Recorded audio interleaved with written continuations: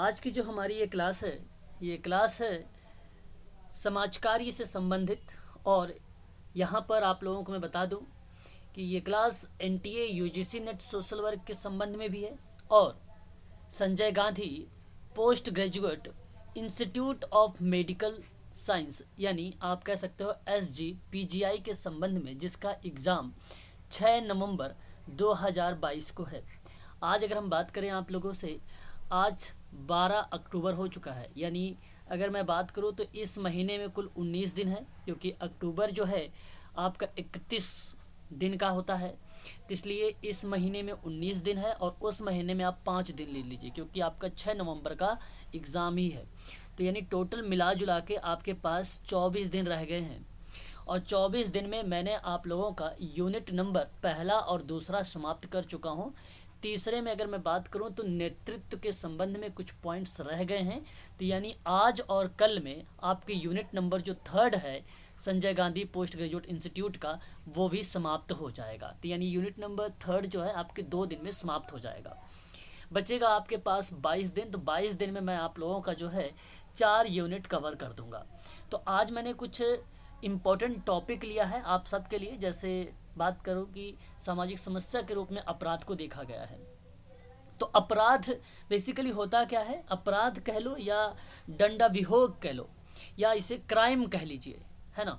तो ये होता क्या है बेसिकली?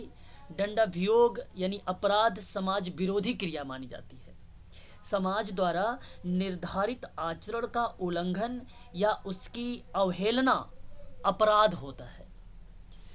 तो यह ऐसी क्रिया या क्रिया में त्रुटि है जिसके लिए दोषी व्यक्ति को कानून द्वारा निर्धारित दंड दिया जाता है। अर्थात आप ये कह लीजिए कि अपराध कानूनी नियमों कानूनों के उल्लंघन करने की नकारात्मक प्रक्रिया है और जिससे समाज के तत्वों का विनाश होता है। तो ये एक मीनिंग है, बताता है अपराध को। यहाँ अगर हम बात करें तो वह कार्य जिससे किसी स्थान विशेष के कानून का उल्लंघन होता हो उसे अपराध कहते हैं। समाज शास्त्र में अपराध का अध्ययन सामाजिक क्रिया के संदर्भ में किया जाता है। जिन सामाजिक क्रियाओं के लिए समाज नकारात्मक अनुशासित यानी एक प्रकार का दंड की व्यवस्था करता है उसे अपराध कहते हैं। ये समाज शास्त्र के अकॉर्डिंग बात कर रहे हैं। और यह अपराध हत्या, डकैती, बलात्कार, चोट पहुंचाना, ट्रैफिक नियमों की विपरीत गाड़ी चलाना आदि हो सकता है। इसे हम लोग क्या बोलते हैं? अपराध कह सकते हैं। ठीक है, तो यह एक प्रकार का अवधारणा बन जाएगी आप सबके मन में कि यह अपराध है। देखिए, अपराध से समाज कार्य में यूजीसी नेट में भी प्रश्न पूछा गया है, मेडिकल सोशल वर्क में भी प्रश्न पूछा गया है। तो आप लोगों को इसके बारे में समझ के जाना पड़ेगा, क्योंकि सिलेबस में मेंशन किया गया है भारत की सामाजिक समस्याओं पर। तो अपराध भी एक टाइप है उसका। तो यहाँ अपराध की परिभाषा सदरलैंड ने क्या कहा है कि अपराध सामाजिक मूल्यों के लिए एक ऐसा घातक कार्य है जिसके लिए समाज दंड की व्यवस्था करता है। तो अगर आप लोगों से पूछे कि सामाजिक मूल्यों के लिए एक ऐसा घातक कार्य जिसके लिए समाज दंड की व्यवस्था करता है, यह परिभाषा किस विद्वान ने किया है? तो आप बताइएगा, सदरलैंड। वहीं बात करते हैं तो मावरर एक विद्वान का नाम है जिन्होंने अपराध को इस तरीके से बताया कि अपराध सामाजिक मानदंडों का उल्लंघन है। यदि आप लोगों से पूछे कि अपराध सामाजिक मानदंडों का उल्लंघन है, ये कौन विद्वान थे जिन्होंने अपराध को परिभाषित किया? तो मावरर का नाम आप लोग वहां पर लगा दीजिएगा। बात करेंगे अगर हम लोग कानूनी दृष्टि से, अपराध वह कार्य है जिसमें कानून का उल्लंघन आपराधिक नियत से किया जाए, तो बेसिकली अपराध के अंतर्गत आ जाता है। बात करते हैं हॉल्सबरी के बारे में। हॉल्सबरी ने भी अपराध की परिभाषा बताते हुए कहा है कि अपराध एक गैर कानूनी कार्य या त्रुटि है जो जनता के विरुद्ध होता है और जिसके लिए अपराधी को कानून के अनुसार दंड दिया जाता है, वह आपका अपराध कहलाता है। बात करते हैं ड्राफ्ट के बारे में। तो यहाँ पे ड्राफ्ट के अकॉर्डिंग बताया गया कि अपराध वैधानिक रूप से अपराध एक ऐसा कार्य है जो कानून के अनुसार दंडनीय होता है। तो कानून के अनुसार दंडनीय होता है, तो जिससे ड्राफ्ट का नाम आएगा आप सभी लोग यहाँ पे करेक्ट कर दीजिएगा। जेरोम हॉल के अकॉर्डिंग अगर हम बात करें तो उन्होंने कहा कि कानूनी दृष्टि से अपराध घोषित करने के लिए निम्न अनिवार्य मानदंड का उल्लेख होना चाहिए। जैसे अगर हम बात करें, एक तो कानून द्वारा वर्जित हो, दूसरा इरादे से किया गया कार्य हो, और समाज को होने वाली क्षति हो, और अपराध को होने वाला लाभ हो, निश्चित दंड का प्रावधान हो। तो ये 5 बातें आप लोग यहाँ पे नोट कर लीजिएगा। ये जेरोम नोट कर लीजिएगा सभी लोग। जेरोम हॉल के अकॉर्डिंग बताया गया है, कानूनी दृष्टि से अपराध घोषित किया गया है। यदि आपके सामने इनमें से कोई ऑप्शन मिलता है कानूनी द्वारा वर्जित, तब भी आप जेरोम हॉल का नाम लगाइएगा। इरादे से किया गया कार्य भी आप जेरोम हॉल का नाम लगा के आइएगा। समाज को होने वाली क्षति, वो भी आप यहाँ पर नाम लगा के आगे जेरोम हॉल का, और अपराध को होने वाला लाभ भी उसी का नाम लगा के आएंगे जेरोम हॉल का, और निश्चित दंड का प्रावधान भी जेरोम हॉल का ही नाम लगेगा। अपराध के कुछ टाइप बताए गए, टाइप ऑफ क्राइम के बारे में। तो अपराधी समाजशास्त्र में अगर हम बात करें तो उनका नाम है सदरलैंड। इन्होंने कहा कि अपराध की गंभीरता के अनुसार अपराध को 2 भागों में डिवाइड किया गया। तो याद रखिएगा, सदरलैंड ने अपराध को कितने भागों में डिवाइड किया है? 2 भागों में डिवाइड किया है। याद रखिएगा, फैक्ट के संबंध में काफ़ी प्रश्न पूछे जाते हैं। एक है आपका साधारण अपराध, जैसे चोरी, मारपीट, शराब पीना इत्यादि, ये उदाहरण बन जाता है साधारण अपराध का, और ये साधारण अपराध किस विद्वान ने कहा है? सदरलैंड ने कहा है। दूसरी बात करते हैं तो गंभीर अपराध है, जैसे यहाँ पर अगर हम बात करें हत्या, बलात्कार, अपहरण, डकैती इत्यादि का, ये उदाहरण बन जाता है गंभीर अपराध का। तो ध्यान रखिएगा, एक साधारण अपराध, दूसरा याद रखिएगा गंभीर अपराध। ये 2 टाइप के अपराध किस विद्वान ने बताया है? कानून के आधार पे, और ये सदरलैंड ने बताया है। बात करते हैं बोन्जर के अकॉर्डिंग, तो इन्होंने 4 प्रकार के अपराध बताए। एक इन्होंने कहा कि आर्थिक अपराध, जहां पे चोरी, डकैती, गबन आदि को रखा गया। दूसरा कहा गया यौन संबंधी अपराध, तो वहां पे बलात्कार पर और स्त्री गमन पर बात किया गया, यौन संबंधी अपराध को लेकर। तीसरी बात करें राजनीतिक अपराध होगा, जहां पर इन्होंने राजद्रोह, रक्षा नियमों का उल्लंघन, राजनीतिक षड्यंत्र की बात होता है, वो राजनीतिक अपराध के अंतर्गत रखा गया है। एक होता है विविध अपराध, मतलब एक प्रकार से मिसलेनियस शब्द को रिप्रेजेंट करता है। इसके अंतर्गत प्रतिशोध की भावना से किए गए या किए जाने वाले अपराध शामिल है, जैसे मानहानि करना, संपत्ति नष्ट करना, सांप्रदायिक हिंसा की बात करना। ये मिसलेनियस अकॉर्डिंग रखा गया है, विविध अपराध के अंतर्गत रखा गया है। तो इस विद्वान का नाम भी आप लोग ध्यान रखिएगा, जो है बोन्जर का नाम। बोन्जर ने 4 टाइप के बताए, आर्थिक, यौन, राजनैतिक और विविध अपराध। वहीं अगर हम बात करें, हेज एक ऐसे विद्वान थे जिन्होंने अपराध को 3 टाइप में डिवाइड कर दिया। कहा कि संपत्ति के विरुद्ध का अपराध एक होगा, जहां पे चोरी, डकैती, लूट, सार्वजनिक संपत्ति का दुरुपयोग आदि देखने को मिलेगा। वहीं बात करें, हेज ने कहा कि संपत्ति के विरुद्ध अपराध कानून और नैतिक दोनों नियमों द्वारा दंडनीय होता है, और यह आपका क्या बोला जाएगा कि संपत्ति के विरुद्ध का होने वाला अपराध बोला जाएगा। वहीं बात करते हैं दूसरे टाइप में, तो व्यक्ति के विरुद्ध का अपराध बताया गया कि वह अपराध जो शारीरिक नुकसान या कष्ट दे, जैसे अगर हम बात करें हमला, हत्या, बलात्कार, ये बेसिकली व्यक्ति के विरुद्ध के अपराध चर्चा की गई। तीसरी बात इन्होंने कहा कि व्यवस्था के विरुद्ध का अपराध, और इसके अंतर्गत यातायात नियमों का उल्लंघन, सांप्रदायिक दंगे, सरकारी बकाया भुगतान न करना, सार्वजनिक उपद्रव आदि को शामिल किया गया व्यवस्था विरुद्ध के अपराध में।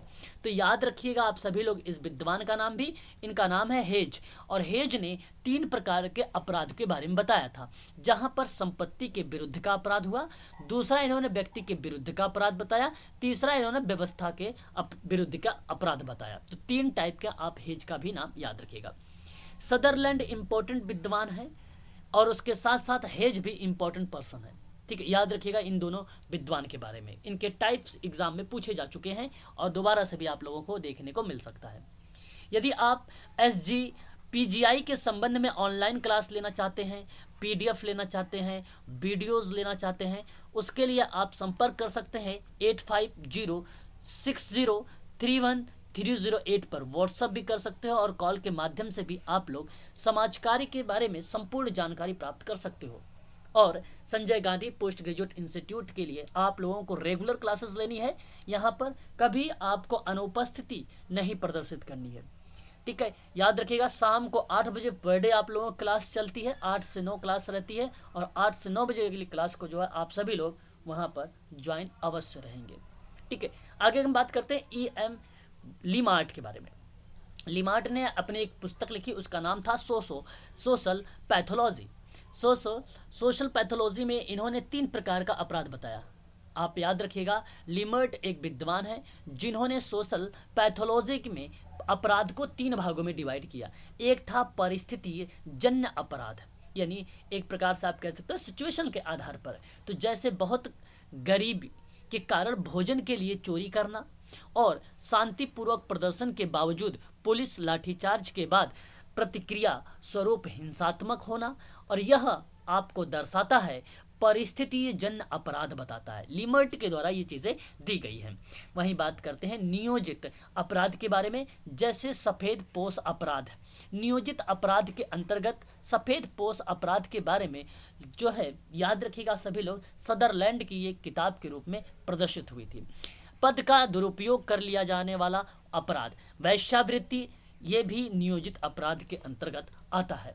वहीं तीसरी की बात करें तो भरोसा तोड़ने संबंधी अपराध, जैसे आर्मी का जनरल युद्ध के मैदान में विरोधी सेना की तरफ से कार्य करे और बिजनेसमैन किसी लड़की का एक सिलेक्शन प्रतिभा के आधार पर ना करके वो आकर्षण के तौर पर उसका सिलेक्शन करता है, तो इस तरीके का अपराध बेसिकली भरोसा तोड़ना या भरोसे तोड़ने का दोषी होता है।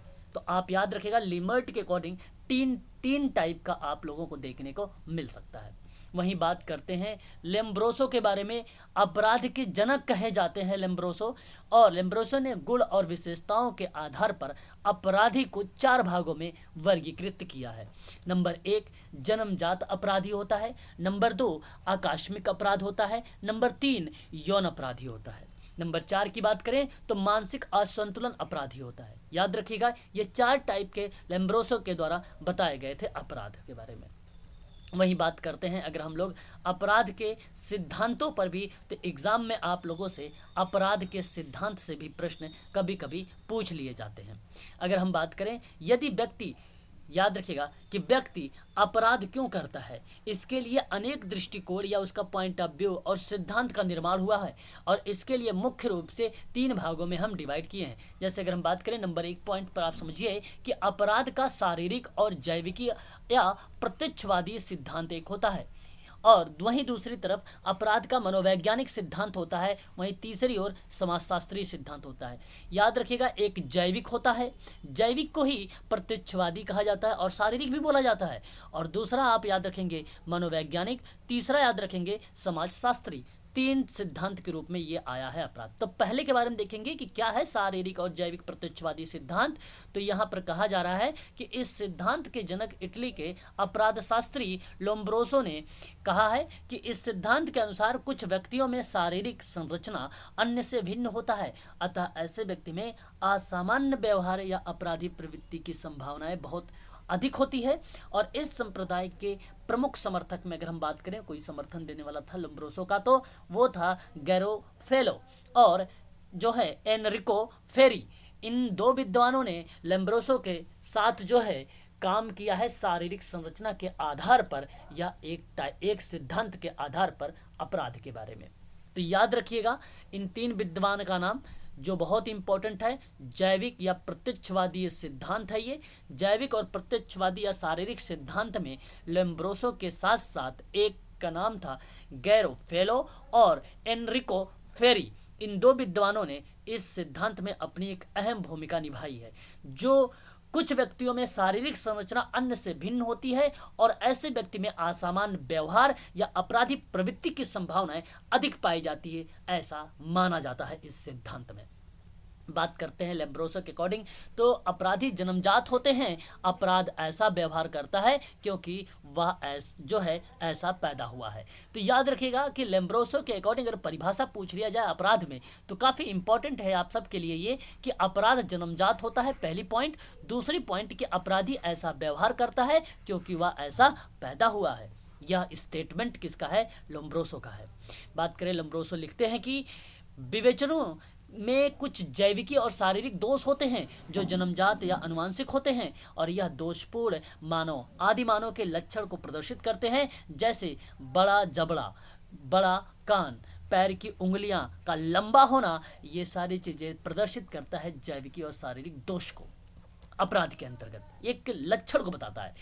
लोम्ब्रोसो ने कहा कि इटली के चिकित्सक थे और उन्होंने सैनिकों के अध्ययन में पाया कि आक्रामक प्रवृत्ति वाले सैनिकों के शरीर पर गुदे हुए चित्र भद्दे थे, जबकि शांत प्रवृत्ति वाले सैनिकों के शरीर पर गुदे हुए चित्र सामान्य और सरल थे। यही नहीं, लोम्ब्रोसो ने मरे हुए अपराधियों की खोपड़ी का भी अध्ययन किया और पाया कि उसकी खोपड़ी की बनावट सामान्य लोगों से भिन्न है, और उन्हीं अध्ययनों के आधार पर लोम्ब्रोसो ने निष्कर्ष दिया है कि अपराधी जन्मजात होते हैं। इस बात को आप सभी लोग ध्यान रखिएगा। आगे बात करते हैं, एक एनरिको फेरी का नाम आता है, जिन्होंने जैविक और शारीरिक और प्रत्यक्षवादी में सिद्धांत में अहम भूमिका निभाया है समर्थन के रूप में लोम्ब्रोसो के साथ। तो इन्होंने कहा है कि जैविकी लक्षण के साथ सामाजिक पर्यावरण को भी अपराध के लिए जिम्मेदार बताया है, और उनके अनुसार अस्वस्थ सामाजिक व्यवस्था आपराधिक शारीरिक लक्षण वालों को अपराध की ओर आकर्षित करता है। जैविकी सिद्धांत को समर्थन देने के बावजूद फेरी का यह दृढ़ विश्वास था कि अपराध मुख्यतः समाज प्रतिकूल सामाजिक परिस्थिति द्वारा उत्पन्न किया जाता है, अतः सकारात्मक सामाजिक परिवर्तन कर इसे कम भी किया जा सकता है।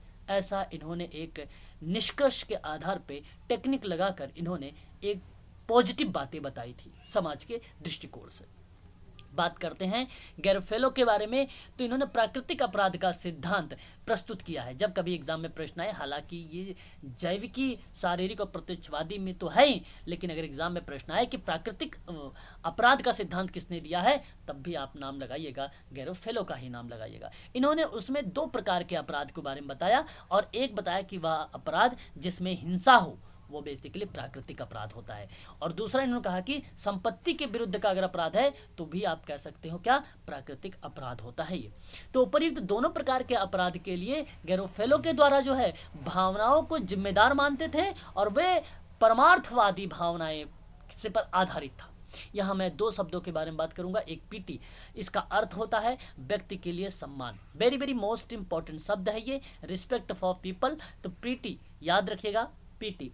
दूसरी अगर हम बात करते हैं प्रोबेटी के बारे में, प्रोबेटी का अर्थ होता है संपत्ति के लिए सम्मान। तो दोनों बहुत ही इंपॉर्टेंट है, एक है संपत्ति के लिए तो दूसरा है व्यक्ति के लिए सम्मान, और जो व्यक्ति के लिए होगा वो पीटी होगा, और जो प्रोबेटी होगा वो संपत्ति के परिप्रेक्ष्य में होगा। तो एक रिस्पेक्ट फॉर पीपल होगा, एक रिस्पेक्ट फॉर प्रॉपर्टी होगा। ध्यान रखिएगा दोनों चीजें। गैरोफेलो के अकॉर्डिंग हिंसक अपराधी पिट्टी भावनाओं के विपरीत अपराध करते हैं, जबकि चोरों में तो प्रोबेबिलिटी का अभाव पाया जाता है। परमार्थवादी भावनाओं के आधार पर व्याख्या के बावजूद गैरोफेलो ने यह मानते हैं कि अपराध आनुवंशिक या बचपन में ही ऐसे हो जाते हैं जिससे उनमें नैतिकता का अभाव होता है, जो इन्हें नए अपराध की तरफ ले जाता है। इसलिए गैरोफेलो कहते हैं कि अपराधिकों या अपराधियों का पुनर्वास कुछ अपवाद मामलों को छोड़कर नहीं किया जा सकता है। वहीं एक विद्वान के बारे में और हम लोग चर्चा करते हैं, तो हैंस आइसेक एक विद्वान है। इन्होंने आनुवंशिक का तथा विचलित व्यवहार में स्पष्ट कार्य कारण संबंध स्थापित करता है। तो ये अगर हैंस आइसेक के बारे में पूछा जाए तो आप लोग आनुवंशिक और विचलित व्यवहार में स्पष्ट कार्य कारण के संबंध को स्पष्ट करता है या स्थापित करता है, तब आप लोग यहाँ पर बता दीजिएगा। कुछ इंपॉर्टेंट बिंदु है जो एग्जाम में आप लोगों को प्रश्न के रूप में आ सकता है। तो एक विद्वान का नाम आप लोग ध्यान रखिएगा, एडविन सदरलैंड। एडविन सदरलैंड के बारे में आपको बता दूं, यह अमेरिकी समाजशास्त्री है। इन्होंने 20वीं शताब्दी में सबसे प्रभावशाली अपराधियों में से एक माना जाता है। वह प्रतीकात्मक अंतःक्रियावादी विचारधारा के समाजशास्त्री थे। तो प्रतीकात्मक अंतःक्रियावादी विचारधारा से जो विद्वान थे उनका नाम था एडविन हर्डिन सदरलैंड, ठीक है, याद रखिएगा। और इन्हें सफ़ेद पोश अपराध और विभेदक संघ अपराध और अपराध के एक सामान्य सिद्धांत के रूप में इन्होंने परिभाषित किया है, या एक प्रकार से आप ये कह लिया कि परिभाषा दिया था। प्रिंसिपल ऑफ क्रिमिनोलॉजी की बात करें, प्रिंसिपल नोट कर लीजिएगा आप सभी लोग, प्रिंसिपल ऑफ क्रिमिनोलॉजी की बात करें 2009 में किसका नाम आएगा? एडविन सदरलैंड का नाम आएगा। वाइट कॉलर क्रिमिनल की बात करें या क्राइम की बात करें, वाइट कॉलर क्राइम की बात करें 1940 में सदरलैंड का नाम आएगा, नोट कर लीजिएगा। द प्रोफेशनल थीप की बात करें, ठीक है, ये वाइट कॉलर क्राइम है। और अगर हम बात करें द प्रोफेशनल थीप की बात करें तो यह भी आप लोग नोट कर लीजिएगा, इम्पोर्टेंट है ये भी किताब, जो एग्ज़ाम में आप लोगों से पूछा जा चुका है और हो सकता है आप लोगों को भी ये प्रश्न बना दे। 2016 इज़ द राइट आंसर हो जाएगा इसका सही जवाब। 2016 आपका यहाँ पे करेक्ट माना जाएगा, ठीक है, इसको आप नोट कर लीजिएगा 2016, ठीक है। और अगर हम बात करें इसके परिप्रेक्ष्य में और भी चीज़ें हैं जो एग्ज़ाम में आप लोगों को देखने को मिल सकती हैं, तो अगर हम बात करें तो यहाँ पे एक है आपका कलेक्टेड पेपर भी अगर प्रश्न आता है तो 1918 में आप लोग सदरलैंड का ही नाम लगाइएगा, नोट कर लीजिएगा। और अपराध जो है, अपराध शास्त्र के जनक किसे कहा जाता है, ये भी आप लोग नोट कर लीजिएगा आप सभी लोग। यहाँ पर अपराध शास्त्र के रूप में अगर हम जनक के रूप में मानते हैं तो सेजोर लेम्ब्रोसो को मानते हैं। सेजोर लेम्ब्रोसो इज़ द राइट आंसर माने जाएंगे आप लोगों के लिए, ठीक है। इनका नाम आप अवश्य ध्यान रखिएगा अपराध शास्त्र में। सिद्धांत के रूप में भी इनकी भूमिका हमें देखने को बहुत अच्छे तरीके से मिली है, जो भी मैंने आप लोगों को ऊपर चर्चा भी किया है, ठीक है, ध्यान रखिएगा। अपराध शास्त्र का पिता कहा जाते हैं, ठीक है, अपराध शास्त्र के पिता कहे जाते हैं, यह आप लोगों के लिए इम्पोर्टेंट रहेगा, सभी लोगों के लिए ध्यान रखिएगा। तो आज के लिए क्लास है इतना ही। यदि आप Sanjay Gandhi post graduate institute में आप लोग ऑनलाइन क्लास लेना चाहते हैं समाजकारी के बारे में, जहां पे आपको PDF, video, mock test, PYQ जो मेडिकल सोशल वर्क का क्वेश्चन पेपर हुआ है उन सभी की वीडियोस चाहिए अगर आपको, या पेपर चाहिए, तो आप लोग जो है मुझसे संपर्क कर सकते हैं 8506031308 पर, कॉल भी कर सकते हो, व्हाट्सएप के माध्यम से संपूर्ण जानकारी भी आप लोग प्राप्त कर सकते हो। तो 8 बजे आज आप सबकी क्लास चलने वाली है और ये आज का जो होगा इम्पोर्टेंट टॉपिक होगा नेतृत्व के परिप्रेक्ष्य में, जो कई बार एग्जाम में आप लोगों से अप्लाइड प्रश्नों के रूप में वो प्रश्न देखने को मिलता है हमें, ठीक है। तो आज के लिए बस इतना ही।